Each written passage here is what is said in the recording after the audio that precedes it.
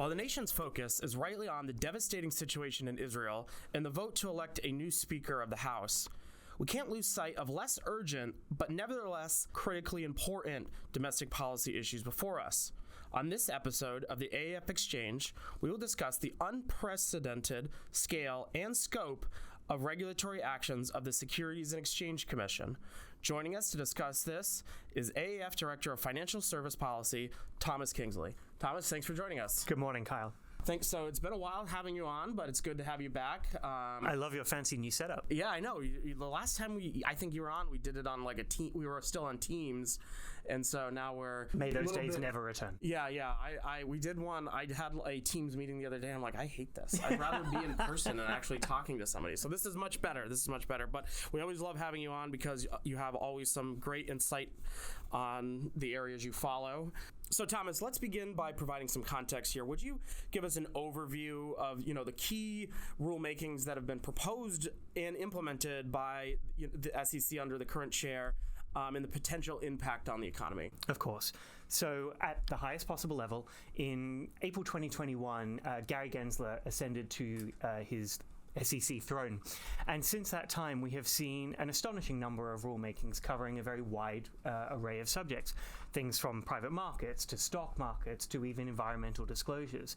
But not just that. It's not just the topics that the SEC has covered. It is the sheer number of rulemakings we've seen and the way in which they have been promulgated that causes some concern. So in some 50-odd rulemakings, the SEC has added about $6 billion in increased annualized cost to industry and added an additional 6 million in compliance hours, which would be staggering in any time, let alone now. And that, I think, is what we want to get to, which is that this provides, at the end of the day, the crux of the matter is that, in my view, the SEC under Gensler has added more uncertainty to the markets than it has taken away. Right. And I think that's what we need to be worried about at this moment as we look into the possibilities of a soft landing than ever. Yeah, I mean, I just to broaden it out a little bit, our great regulations team tracks this weekly, and it's just staggering to see the number of regulations coming out of every department in this administration, but even more so in the SEC. And I know that's,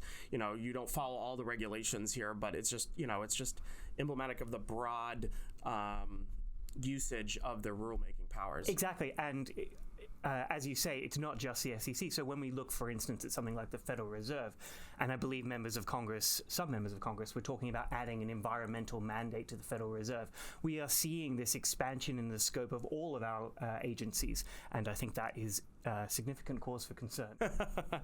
Yeah. You outlined a few areas in your piece that you did recently, and of course we'll provide a link to that for anybody who's interested. And it's a great piece; everyone should go read it. Where you see the overreach from the SEC. Could you just elaborate for us today on those rules that have garnered that significant attention, and explain why they're generating this kind of controversy? Of course. So let's break this down into two parts. Part one is what the SEC is doing and talking about, and then let's go into a bit more detail in part two as to how they're going about it that is raising some eyebrows. So just taking two examples from the SEC's ambitious regulatory agenda. The first and probably most prominent piece is the SEC's proposed rule regulating environmental disclosures. So in March 2022, they released a proposed rule that would require all public companies operating in the US to provide climate-related information in both their registration statements and their annual reporting.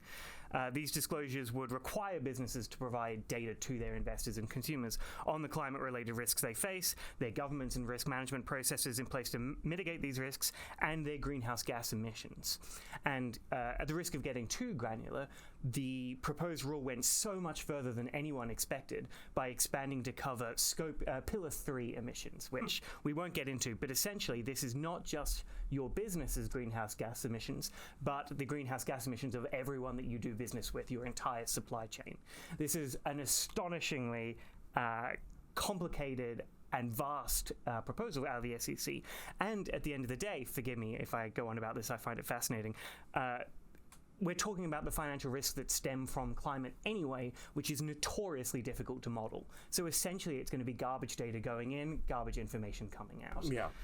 So seems like a lot of guesswork there. It's entirely guesswork, and the insurance industry is not unfamiliar with the business of guessing climate-related disasters. So that part isn't entirely a surprise, but what it does is, amongst many other things, is it diminishes the work that industry has already done to provide much of this information voluntarily by imposing from on high a single standard template that won't fit everyone and won't return good results in an attempt to compare apples and oranges.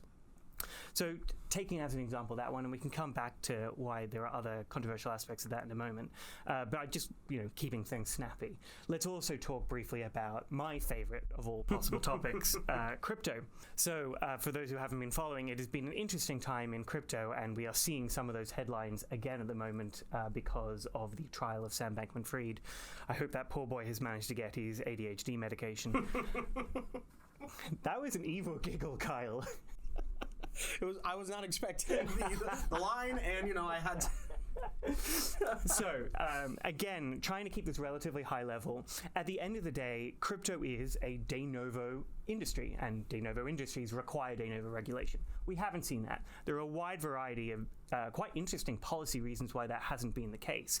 It boils down to how we should appropriately treat digital assets.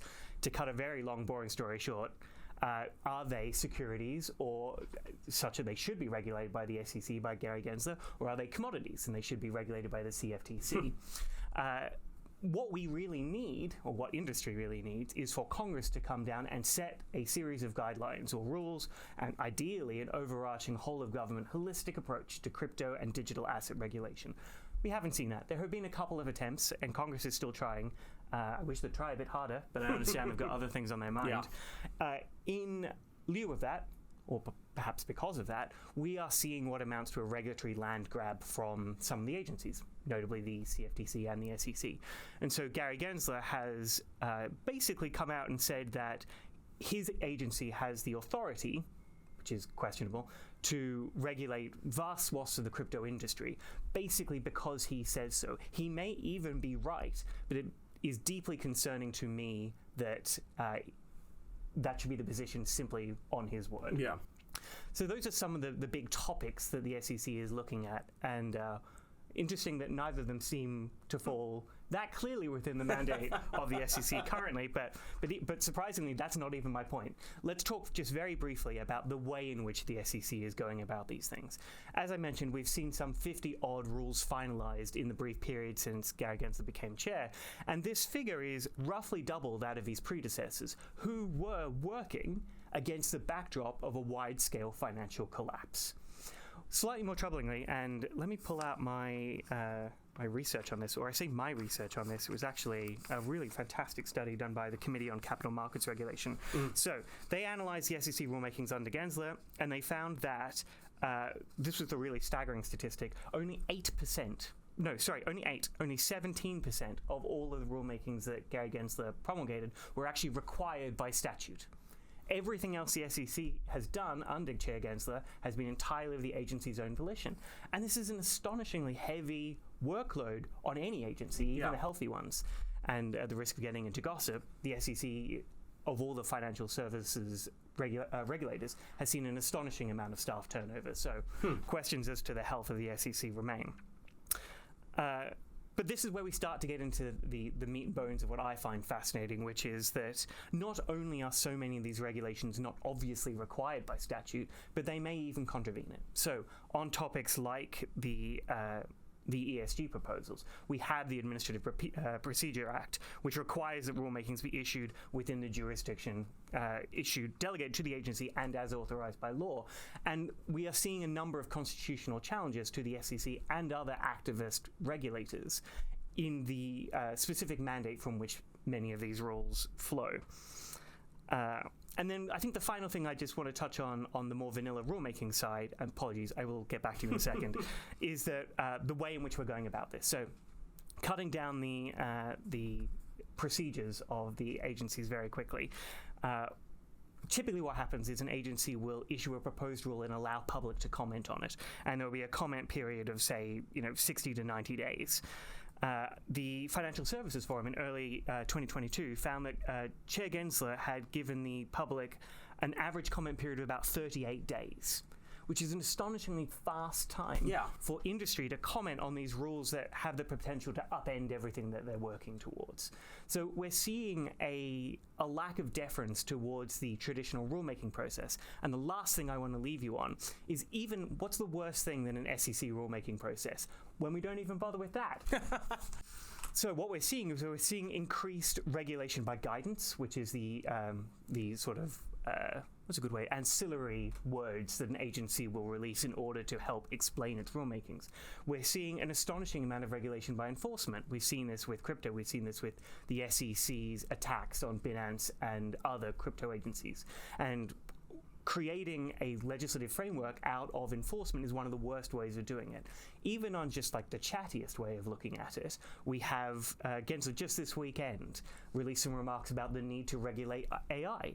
He may even be correct. It is not clear that the SEC has the authority to do so or should. It sounds like it's just a lot of this. It's this mentality that they have to be proactive and have their hands in everything, and just trying to regulate everything that they possibly can get their hands on at this point. Exactly. Fair play to them. I think, and Doug might disagree with me, which, if you hear me screaming later, you'll know why. But it is not unusual for the agencies to attempt to fulfill the political goals of the administration that put them in place. That is not inherently odd. What is disappointing to see is us abridging the appropriate procedures in getting to that position. Mm-hmm. And not only that, but we have to talk about what the appropriate scope, what the appropriate role of the agencies is, because the trend is only larger. Yeah. I mean, I'm trying to think back to Dan Bosch, our former colleague, who was in charge, who was our director of regulatory policy previous to Dan Goldbeck, did this great video about the regulatory rulemaking process.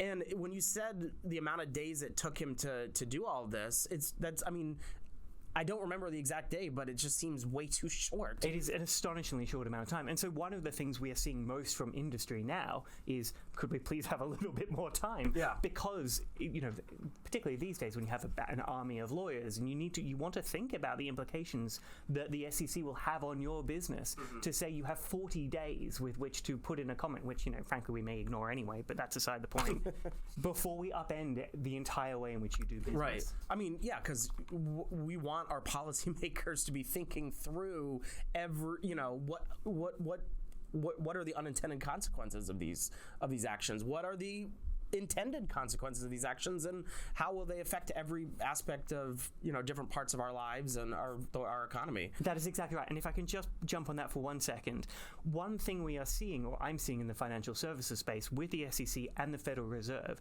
is that I don't remember an administration or the agencies of an administration who have issued rulemakings in such a way that seems to have no consideration for cost.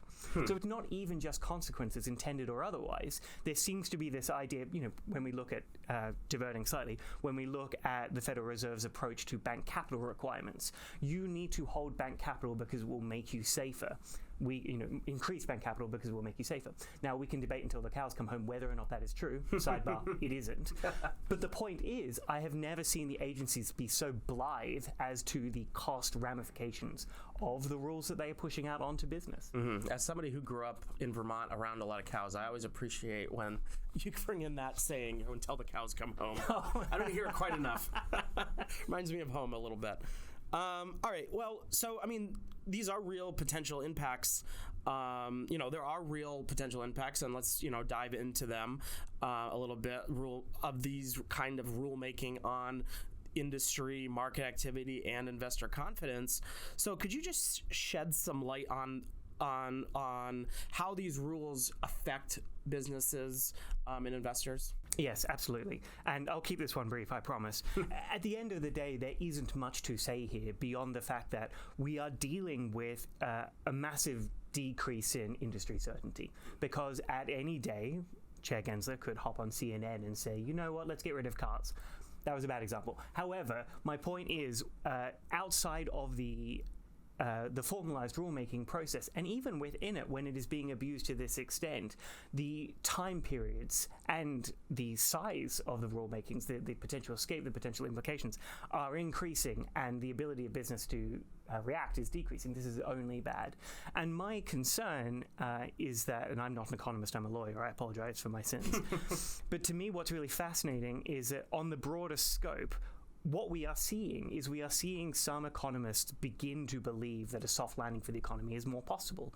I'm not entirely certain that we can count Doug within that number, but I haven't heard him on that one recently.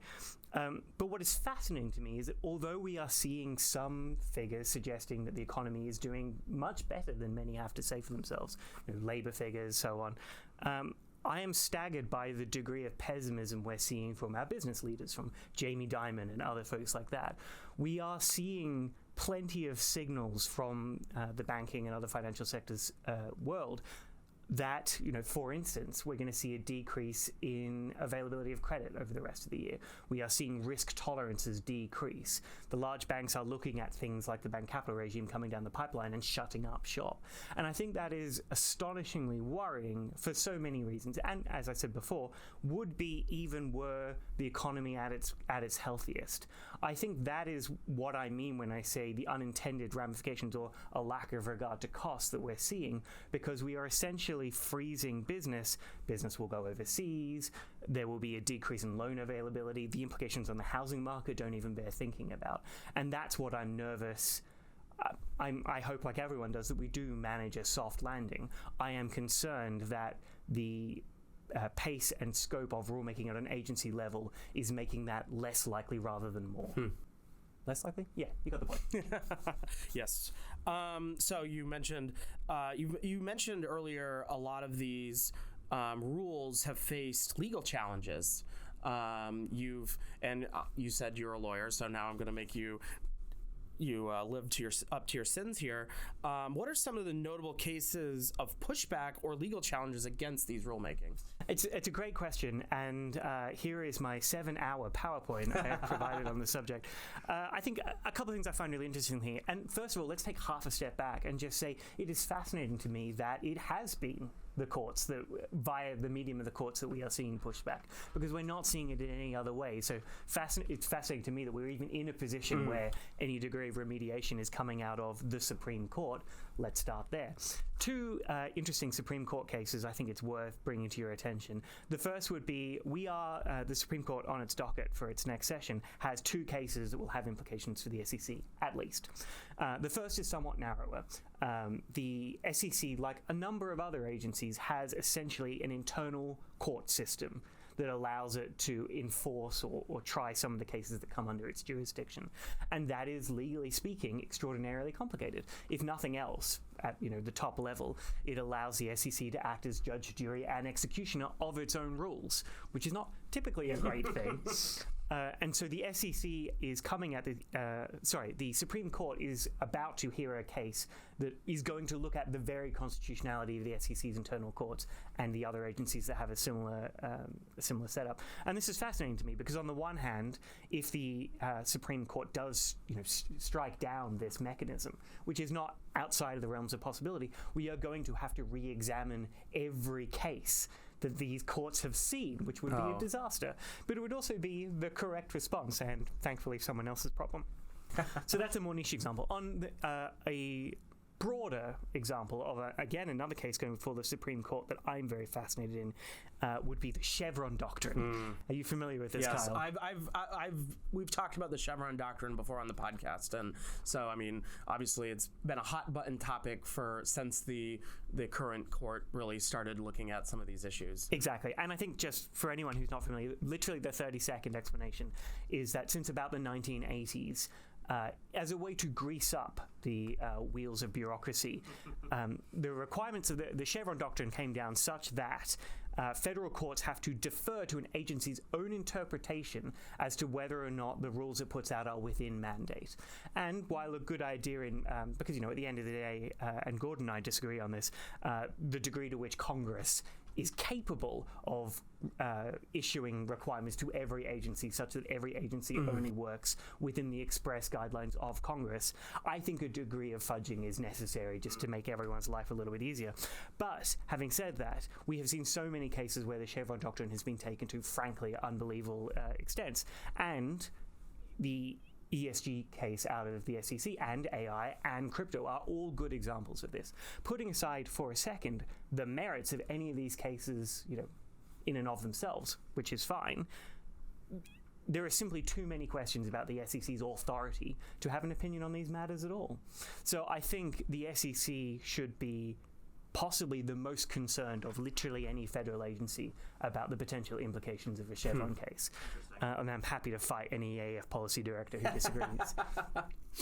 That could be some good entertainment. Maybe we have that on the podcast, and I can just sit here with Doug and watch you all fight about it. Legally speaking, I didn't suggest it. Yeah, perfect. Yeah, for legal purposes. There's the lawyer. All right, so let's end the podcast today by just talking about the future a little bit and what it might hold for these SEC rulemakings. What can we expect going forward? And are there potential solutions, alternatives to these kind of rulemaking? So do watch out for the SEC cases. I think they're going to be fascinating. I'm very interested to see where they land. Other than that, we don't often talk about politics of the AAF. We try and stick straight to the policy. But I think there are two ramifications for the SEC, at least in the short term, that are very interesting and worth following. The first is the Congressional Review Act. Again, this won't be a surprising term to many who follow the AAF's work, but essentially this is the period of time which allows a following administration or regulatory body to undo the work of the one that came before us. Right. And so at some point, it makes it significantly easier for them to do so. So at some point, we are getting into what is called the CRA period, where it becomes significantly easier to unwind the work of activist agencies. And so it behooves the SEC and other similar bodies to get their work out as quickly as possible to avoid that period. That's all I'll say about that. Secondly, we are, of course, looking at the potential for another government shutdown. And who knows how long it could be. Oh, sorry, I say another government shutdown. We did technically avoid the last one, I think, by an hour or so. A government shutdown. Well, another one in the history of government shutdowns. Correct. We've had quite a few since, And when we approached the last government shutdown, which thankfully didn't happen, one thing that I found quite revealing was that, forgive me, I don't remember the statistic offhand, but it was something like it was either 80% or 90% of all SEC staff face getting furloughed, which is high, which from my perspective, obviously that's going to put an enormous spanner in the works for the SEC and their ability to continue getting out these rules.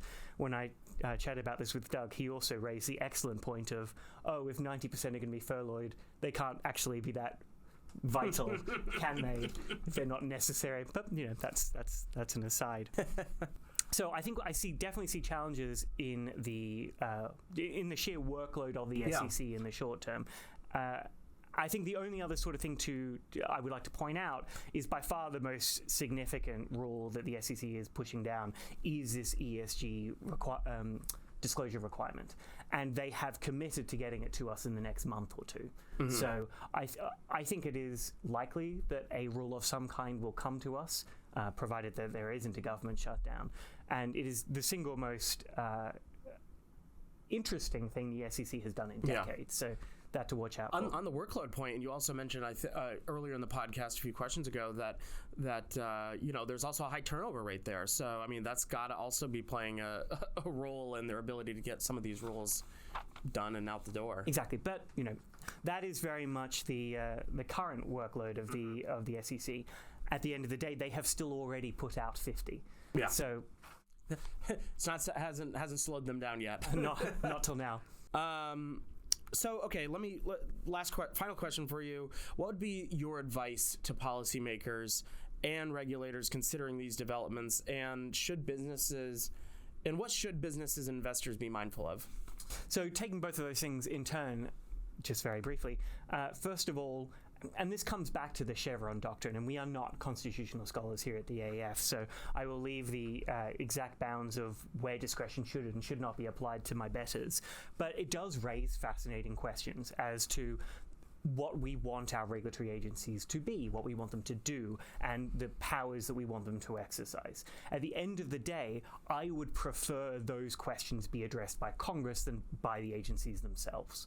So what we're looking at is, and I know Congress is not only busy, but dare I say more dysfunctional of late, but ideally I believe that Congress needs to sit down and have a look at these agencies and really assess what role they want it to have for the economy and for the businesses they regulate. For the businesses themselves, there isn't really much to say other than good luck, guys. I realize that doesn't sound particularly helpful, but I think what I would, and again, I would defer to the economists on this, but what I would caution you is that things, I'm seeing more pessimism in the industry than I've seen, well, since or even including the financial crisis. For a long time, particularly with the largest possible banks, a rule would come down, it would be onerous, misapplied, unhelpful to their business and their customers, but they would shrug it off because they had the compliance departments to absorb the cost of these rules anyway. Those rules would be passed on to consumers, competition would decrease, we would all be worse off. But that was very much the understood way, and things didn't change. What I'm seeing right now is very much a slightly odd, the sky is falling vibe, and it's not entirely clear to me that it's justified. So I think businesses are in a rough way with the scope, the speed, and the scale of the rules that are coming their way. But I think they do have a role in trying to maintain the ship. And chin up, guys. Good luck to you. I mean, it just seems like, again, I kept coming back to it, but the pace and the sheer number of these rulemakings just makes it very tough to do to plan for the future and figure out what comes next in the economy. Exactly. And what that means, if you can't plan for the future, is that you have to be more cautious. You have to reserve more, which is, obviously terribly good business practice, but those costs will inevitably be borne by consumers. Excellent. Well, Thomas, thank you for coming on the AAF Exchange podcast today and talking us through all these issues. Thank you, Kyle.